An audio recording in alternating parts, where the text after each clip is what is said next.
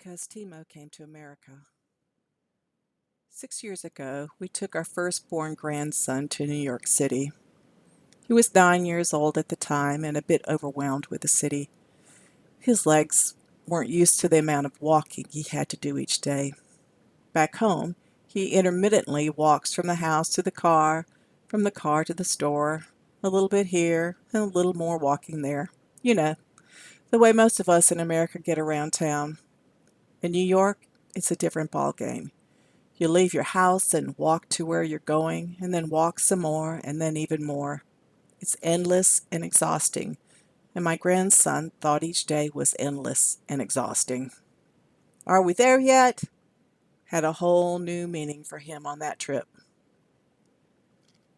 Just like 99% of Americans who visit New York for the first time, we, the grandparents, felt it absolutely necessary to take our grandson to see the Statue of Liberty.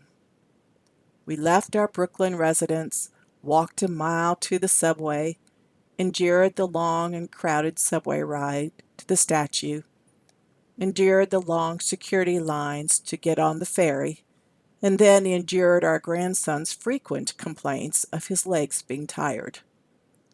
Through all the enduring that occurred, though, we still had a great time and formed lasting memories.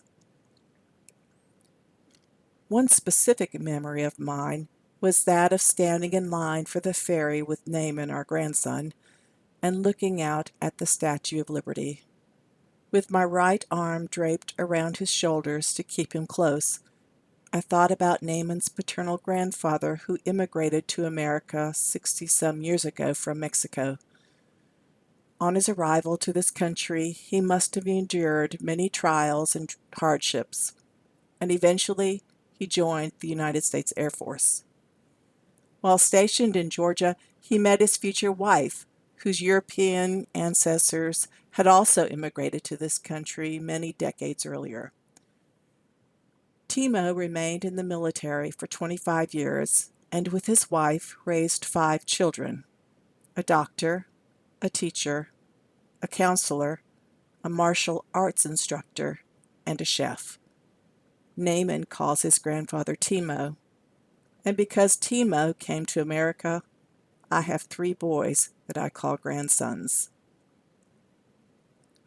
Because Timo came to America is a personal rather than a political statement, but it took the political presidential rhetoric of 2016 to finally get this painting on canvas.